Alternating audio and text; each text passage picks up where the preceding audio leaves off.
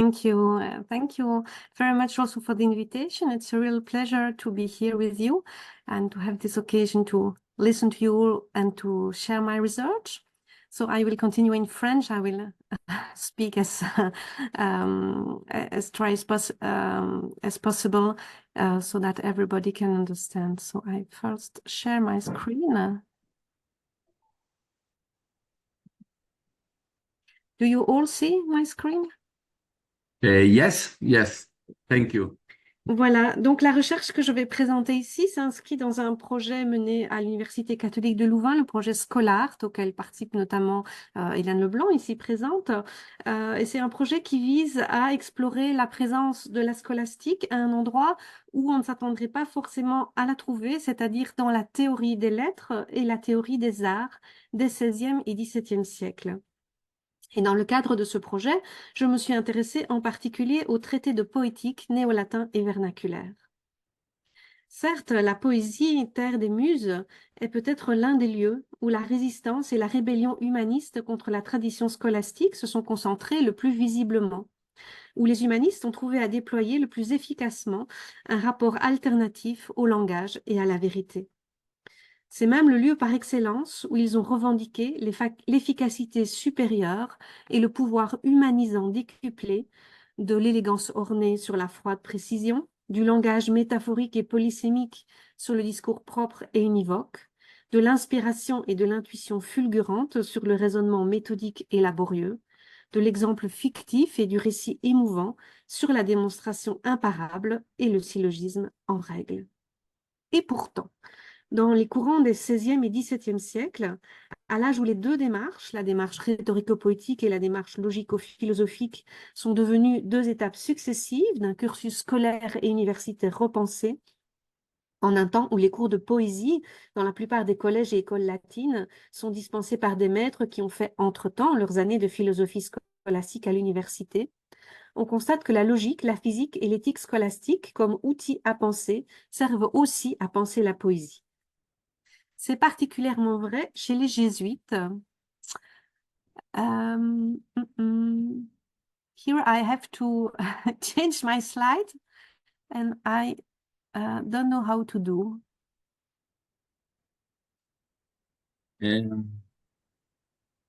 Maybe with the arrows in your touch screen. Yes, okay. Okay. It works. Thank you. Donc, c'est particulièrement vrai chez les jésuites qui enseignent assidûment la poésie classique dans leur collège, mais disposent aussi d'une formation scolastique poussée. Je m'intéresserai ici à une poétique en particulier, celle d'Alessandro Donati, qui paraît à Rome une trentaine d'années après la première poétique jésuite de référence, les Poeticae Institutiones de Jacobus Pontanus, qui paraissait à Ingolstadt en 1594 et qui était conçue pour l'enseignement dans les collèges. Donc les Poeticae Institutiones de Pontanus ont été régulièrement rééditées, mais aussi résumées et remaniées jusqu'en 1670, surtout en Allemagne et en France. La Donati connaît elle aussi une certaine diffusion. Elle est rééditée 4 fois en Italie et en Allemagne, mais elle ne s'impose pas massivement. Le traité de poétique jésuite qui connaîtra le plus de succès après celui de Pontano et bien plus tard celui de Jouvency, les Institutiones Poeticae, paru à Venise en 1718, qui s'imposera dans les collèges jésuites pendant tout le XVIIIe siècle et jusqu'à la fin du XIXe siècle. Et vous avez ici à l'écran toutes les poétiques intermédiaires qui sont restées relativement locales. Donc, Alessandro Donati est professeur de rhétorique au Collège romain sous les pontificats de Grégoire XV et d'Urbain VIII. Il est l'auteur donc d'un traité de poétique, l'Ars Poetica de 1631, mais aussi de poèmes, des tragédies, une épopée, de la poésie de circonstance, de discours, d'ouvrages d'érudition, entre autres un traité d'architecture historique des monuments de Rome. Cette production s'inscrit dans la vie du Collegio Romano jésuite, notamment en lien avec des soutenances de thèse, des visites officielles, des festivités pour la canonisation des fondateurs, à une époque où cette institution cultive un haut degré de créativité et d'originalité. Elle s'inscrit aussi plus largement dans la vie culturelle romaine, alors placée sous le signe du baroque barberinien. L'art poétique de Donati, destiné aux jeunes élèves du Collegio Romano, se compose de 3 livres. Le premier commence par poser des questions très générales sur la poésie, son nom, son origine, sa définition, sa fin, donc son but, sa matière, sa forme, son lien avec les notions d'imitation, de vraisemblance, de fable, sa place parmi les arts. Il s'intéresse ensuite aux poètes, aux questions de talent et d'inspiration, à la formation idéale du poète et enfin à la gloire que la poésie est susceptible de lui apporter. Le second livre, après quelques chapitres introducteurs sur la division de la poésie en genres, se consacre à la tragédie, dont il étudie en détail la définition et les prescriptions aristotéliciennes. Il enchaîne ensuite avec la comédie, la tragicomédie et les autres genres théâtraux. Le troisième livre enfin aborde les genres restants dont vous avez la liste à l'écran. La préface au lecteur annonce un bref épitome destiné aux adolescents en cours d'apprentissage. Et Donati, en effet, ne s'appesantit jamais longuement sur les thèmes qu'il traite, allant à l'essentiel, clarifiant, s'exprimant parfois dans un style peu soutenu, voire presque oral. Le traité n'en est pas pour autant indigent. Donati partage son savoir, son expérience, ses réflexions sur tous les grands sujets théoriques débattus de son temps et sur tous les genres que les poètes néo-latins, en particulier dans le monde jésuite, sont amenés à pratiquer plus ou moins régulièrement, d'où l'intérêt marqué pour le théâtre, on connaît le théâtre scolaire jésuite, mais aussi pour l'emblème et la poésie de circonstance traitée au livre 3. La pensée poétique de Donati est fondamentalement aristotélicienne, c'est-à-dire qu'elle tire ses principes de la poétique d'Aristote, telle que redécouverte et commentée pendant la seconde moitié du XVIe siècle en Italie. Donati semble vouloir montrer, comme l'a dit Formichetti, que tout se trouvait sous forme embryonnaire dans la poétique d'Aristote. Il applique donc les éléments de la poétique aristotélicienne aux genres qu'Aristote n'avait pas traités en profondeur, par exemple la poésie lyrique ou la comédie, au genre qu'Aristote avait disqualifié comme extérieur au champ de la poétique, notamment la poésie didactique, ou encore au genre qu'Aristote n'avait pas connu, par exemple l'emblème, la devise, la tragicomédie. Donati a aussi lu attentivement les commentaires renaissants à la poétique d'Aristote, ainsi que la grande poétique de Scaligère, avec laquelle il rentre régulièrement en discussion. Il a toute une série d'autres sources théoriques que vous pouvez lire à l'écran, mais sur lesquelles je ne vais pas m'attarder. Au niveau des modèles poétiques convoqués, le traité de Donati, tout en restant fidèle au modèle latin classique, qui reste majoritairement cité, sait aussi se montrer attentif à la production littéraire des Requentiores, celle des humanistes italiens, mais aussi et surtout ses contemporains jésuites. Il cite aussi les odes de Maffeo Barberini, devenu le pape Urbain VIII. Alors, ce sont ces chapitres sur le théâtre qui ont particulièrement attiré l'attention de la critique. On a ainsi souligné ses tentatives pour théoriser les tragédies de martyrs, sa volonté d'inclure dans son propos la tragicomédie et les genres théâtraux modernes, son intérêt pour l'élément musical dans le théâtre, et enfin sa théorie des passions et des affects. Alors l'hypothèse que je voudrais développer ici est la suivante. À côté de la poétique d'Aristote, c'est aussi de la tradition philosophique aristotélico-scolastique que Donati tire les principes qui lui permettent de penser à nouveau frais la définition de la poésie et de ses composantes. La philosophie scolastique fournit ainsi une sorte d'armature à la pensée poétique de Donati. Celui-ci ne fait pas quelque chose de totalement nouveau, il s'inscrit dans une tradition qui remonte au Quattrocento italien, notamment de la part de différents auteurs qui apparaissent parmi ses sources directes, mais il rebrasse les questions de façon souvent assez personnelle et originale. 3 corps de théorie scolastique émergent de manière massive des chapitres de la poétique de Donati, la définition logique en genre et différence, l'analyse illémorphique et enfin l'éthique scolastique des passions. Donc, je commence par la question de la définition. Donati, tout au long de la poétique, se montre très soucieux de définir ses objets. Il définit la poésie, il définit les différents genres poétiques. La logique scolastique enseigne que, pour définir correctement une chose, il faut l'envisager en tant qu'espèce subordonnée à un genre et distincte des autres espèces relevant du même genre. Définir consiste alors à identifier le genre surplombant et là où les différences spécifiques. L'exemple type est celui de la définition de l'homme comme animal, c'est son genre, raisonnable, c'est ce qui le différencie de tous les autres animaux. Donati applique très consciemment ce modèle à toutes les définitions qu'il tente. Il fait régulièrement des remarques montrant qu'il est très conscient de l'arbre de Porphyre poétique qu'il est en train de proposer et qu'il veille à sa cohérence à tous les niveaux. Alors, je vais vous montrer ici toute une série de schémas qui représentent une tentative pour présenter de manière synoptique le système longuement décrit par Donati au fil de ses pages. Et lui reste purement dans le textuel. Donc, pour Donati, la poésie est, conformément à la poétique d'Aristote, une imitation. C'est son genre qu'elle partage notamment avec la peinture ou la sculpture. Et cette imitation se différencie des autres en ce qu'elle est faite au moyen d'un carmen. Et Donati explique qu'il entend le carmen non seulement comme un discours versifié, mais aussi comme un discours marqué de certaines qualités stylistiques, la présence de métaphores, de figures de style, l'enargeia, un discours aussi marqué par une certaine liberté de fiction. Après avoir proposé cette définition, Donati l'analyse à la façon de l'école. Duai in hac definitione sunt partes, altera ut genus, altera ut proprietas seu differentia. Alors, on peut souligner que le vers apparaît donc dans cette définition de la poésie. Or, le sujet était alors débattu, certains prétendant, sur base d'une certaine interprétation du texte d'Aristote, que la présence de la fable suffisait pour qu'il y ait poésie. Il ne fallait donc pas forcément que le texte soit écrit en vers. Mais Donati donc, maintient le vers et il souligne l'importance, pour définir correctement les choses, des premières notions, des primae notiones présents naturellement en nous. Ainsi, alors même qu'il propose un élément de définition basé sur le simple bon sens, un poème est fait en vers, Donati donne une couleur philosophique à son exposé, en renvoyant à la force probatoire de ces premières notions naturellement inscrites dans l'esprit. Donati passe ensuite à la question du but de la poésie. Et ici, ce qui m'intéresse, c'est qu'il cite non pas un poéticien, mais un logicien, grande autorité de la philosophie universitaire moderne, Jacopo Zabarella, qu'il cite dans la manchette de son ouvrage. Zabarella qui affirmait que Poetica scopus naturalis est utilitas et morum correctio et affectionum purgatio. Comme nous le verrons par la suite, Donati considère aussi cette cause finale comme un élément définitoire de la poésie. Dans ses définitions de genre poétique, il inclura assez systématiquement le but poursuivi, à côté du genre supérieur et des différences spécifiques. Il mêle donc une définition logique et une définition causale. Par ailleurs, il s'intéresse aussi aux causes matérielles et formelles, mais il ne les inclut pas dans ses définitions. Nous y reviendrons juste après. À un niveau inférieur, la poésie devient elle-même un genre que l'on peut diviser en espèces. Donati l'annonce de manière très formalisée.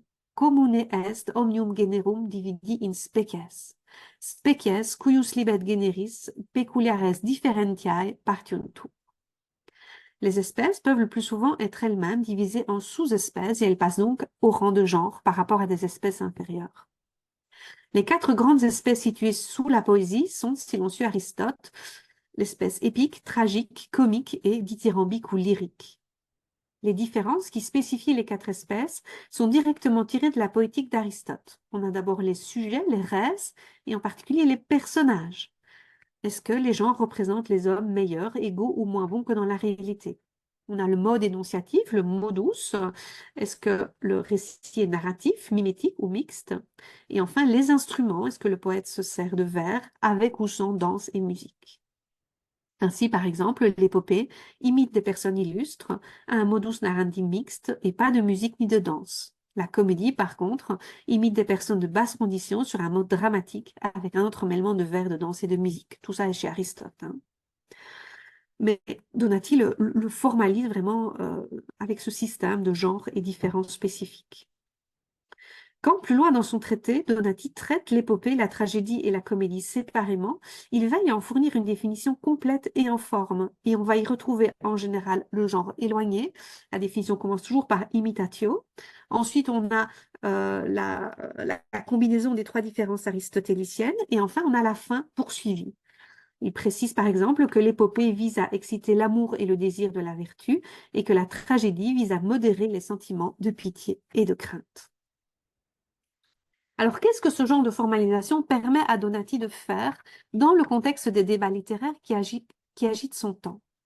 D'une part, cela lui sert de base pour critiquer les définitions proposées par ses prédécesseurs. Par exemple, il va critiquer la définition de la tragédie qui avait été proposée par Scaliger. Elle lui semble inadéquate parce que, dit-il, elle ne contient pas assez de différences spécifiques pour distinguer la tragédie d'autres espèces voisines, par exemple de l'épopée. D'autre part, Cela permet à Donati de proposer des solutions argumentées à des questions en débat. Par exemple, la comédie doit-elle forcément être écrite en vers? À cette époque, il y a des comédies qui commencent à s'écrire en prose. Et puis, la comédie doit-elle toujours avoir une finalité morale? La réponse est oui pour Donati, parce que, dit-il, l'espèce doit partager toutes les caractéristiques du genre dont elle relève. Ici, la poésie, qui par définition est en vers et a une utilité morale. Un autre débat qui fait intervenir des relations genre-espèce est celui de la légitimité d'introduire dans l'épopée des personnages entièrement nouveaux et non pas issus de la tradition, donc des personnages forgés de toutes pièces. Certains affirment, à tort selon Donati, qu'une épopée avec un sujet entièrement nouveau ne mérite même pas le nom de poésie. Une telle affirmation ne pourrait se justifier que de deux façons. Premièrement, la caractéristique visée serait contraire au genre, c'est-à-dire à toute poésie. Mais, argumente Donati, ce n'est pas le cas, puisque d'autres espèces relevant du même genre, comme la comédie, peuvent présenter des personnages totalement inventés sans que cela pose problème. Deuxièmement, la caractéristique visée serait contraire à l'espèce même de l'épopée. Or, si l'appartenance à l'espèce est remise en cause, celle au genre l'est aussi. Si un texte n'est pas une épopée, il n'est pas non plus un poème. Et Donati dit, dans une formule qui est des échos scolastiques assez clairs, Corruente specie, concidit genus. Donati envisage cet argument, mais il le rejette. En effet, les différences spécifiques qui ont été établies pour distinguer l'épopée, imiter des personnes illustres sur un mode mixte sans danse ni musique, n'incluent pas le fait de feindre tout ou partie seulement du récit. Alors je passe maintenant au deuxième grand thème qui parcourt la poétique, c'est celui de l'illimorphisme. Une autre façon typiquement scolastique de cerner l'essence, la nature propre des choses dont on parle, est d'identifier donc leur matière et leur forme. Donati se pose ainsi la question, après Scaligère, après Le Tasse, de savoir quelle serait la matière et la forme de la poésie. Sa réponse est proche de celle du Tasse, mais plus fine et plus complexe. Pour lui, la matière de la poésie sont les sujets qu'elle traite, les res. Sa forme est la vraisemblance, verisimilitudo, qui peut certes s'appliquer aux res et les transformer alors en fable. La fable comme forme s'appliquant aux res, c'était là la réponse du Tasse. Mais cette vraisemblance doit aussi et surtout s'appliquer aux mots, au verba, le langage poétique, avec ses figures de style et ses licences, son inventivité. Donc le Carmen que nous avons déjà rencontré dans la définition logique est ainsi la condition sine qua non de la poésie, tandis que fictif mais vraisemblable n'en est qu'un bonus facultatif. Par cette proposition, Donati, tout en restant fidèle aux bases aristotéliciennes de la théorie poétique, sauve donc tout le corpus de la poésie didactique, dépourvue de fables, que certaines interprétations du texte d'Aristote tendaient à exclure du champ poétique. Au niveau inférieur, celui des genres poétiques, Donati envisage également de façon assez régulière une analyse de type illémorphique. Il s'interroge ainsi sur la matière et la forme de la tragédie, de la comédie, du poème héroïque, de l'églogue, de la satire, de la devise et de la poésie lyrique. Plutôt que de détailler les réponses qu'il donne dans chacun de ces cas, je voudrais ici mettre en évidence la présence de différentes remarques qui montrent que Donati n'utilise pas les mots matière et forme dans un sens simplement courant, mais qu'il est profondément conscient de leur épaisseur philosophique et qu'il les envisage du point de vue de la philosophie scolastique. Le chapitre 7, qui introduit l'enquête sur la matière et la forme de la poésie, prend tout entier la forme d'un exposé théorique sur ces deux notions appliquées aux arts et aux disciplines, et qui explique qu'une même matière peut être commune à plusieurs arts ou à plusieurs disciplines, mais que c'est la forme et la fin qui les spécifient. Ailleurs, Donati compare explicitement les parties de qualité d'un poème, qui en sont les formes, à l'âme d'un être humain, tandis que les parties de quantité de ce même poème sont comparables aux membres constituant son corps. Réveille également des échos scolastiques les remarques selon lesquelles la matière choisie doit être idoine, idonea à la forme et capable, capax, de la recevoir, ou encore selon laquelle elle doit être apte à la fin poursuivie. Donati donne l'exemple du bâtisseur choisissant des matériaux pour construire une maison. L'idée est ici que la matière choisie par le poète ne peut en aucun cas être immorale, puisque la fin de la poésie est morale. On l'a déjà rencontré. Alors, le chapitre sur la devise mérite que nous nous y arrêtions un instant. Je vous ai mis ici un exemple de devise célèbre, la devise de Louis XII, représentant un porc épic qui frappe de près et de loin, cominus et eminus ses ennemis. Donati se fait ici l'écho des débats qui ont agité les auteurs italiens de la seconde moitié du Cinquecento sur l'identification de la forme et de la matière de l'impresa, après que Paolo Giovio ait proposé d'assimiler l'image à un corps et le motto à une âme. Donati commence par reprendre cette assimilation, en proposant une fois de plus un parallèle avec les corps naturels et en revenant sur l'idée de la forme qui restreint, qui enferme dans des bornes une matière polyvalente. En l'occurrence, le motto, qui est la forme et l'âme, restreint le sens de l'image, matière ou corps, qui en elle-même peut signifier de nombreuses choses. Et le composé qui en résulte est la devise. Mais Donati signale aussi une interprétation alternative, selon laquelle la matière de la devise correspondrait à l'ensemble formé par l'image et le texte, tandis que sa forme serait à identifier à la similitude avec un référent extérieur. Donc, dans l'exemple du porc-épic, la forme de la devise serait la ressemblance entre le mode d'attaque du porc-épic et celui de Louis XII. Une telle proposition avait été défendue notamment par Scipione Bargagli. Dans un réflexe très scolastique, Donati précise ici qu'il s'agit d'un débat portant sur les mots plutôt que sur les choses. Il s'agit de verba et non de res. L'explication qu'il donne ensuite revient à souligner le fait que forme et matière, comme d'ailleurs genre et espèce, sont des notions corrélatives. Ce qui est forme par rapport à une matière peut devenir, en composition avec cette dernière, une matière informée par une autre forme pour donner lieu à un composé plus complexe. Donati en donne deux exemples bien connus des traités de physique scolastique. Le fer, analysable comme un composé de matière et de forme, devient lui-même une matière soumise à la forme qu'un artisan veut lui donner. Dans les embryons animaux, la matière est d'abord informée par des formes particulières avant de devenir le réceptacle d'une âme plus parfaite. Alors, j'en viens à mon troisième thème où je serai beaucoup plus rapide. Il s'agit de l'éthique scolastique des passions. Je n'ai pas le temps d'approfondir ce thème ici, mais je soulignerai simplement que Donati, quand au livre 2 de sa poétique, il aborde les passions tragiques, Donati donc cite explicitement Thomas d'Aquin, de nouveau en manchette, comme référence pour la liste de 11 passions fondamentales qu'il va décrire. L'amour, le désir, la joie, la haine, la fuite, la tristesse, l'espoir, le désespoir, la confiance, la peur et la colère. Je soulignerai aussi que la description qu'il fait de ces passions, leur classification, leur dénomination, leur fonctionnement en lien avec les facultés concupiscibles et irascibles, leur impact sur le corps, leur lien avec les vertus, tout cela correspond parfaitement à ce que l'on peut lire à la fois chez Thomas d'Aquin et dans les traités d'éthique scolastique de la même période. Un élément important et qui différencie cette éthique scolastique d'autres modèles, notamment un modèle stoïcien, est que les passions y sont considérées non pas tant comme des mouvements de l'âme totalement indésirables et nocifs qu'il faudrait traquer et si possible éradiquer, mais plutôt comme des éléments de la vie intérieure qui sont nécessaires même pour l'homme sage, en ce qu'elles peuvent être mises au service de la vertu. Or, cette idée se retrouve lorsque Donati discute d'un ingrédient aristotélicien essentiel de la tragédie, qui est la catharsis. Alors, la notion de catharsis, on le sait, mal définie par Aristote, a suscité de nombreuses interprétations divergentes. Selon Donati, le rôle de la tragédie est de tempérer les affects de crainte et de pitié. C'est la partie finale de la définition qu'on a rencontrée plus haut.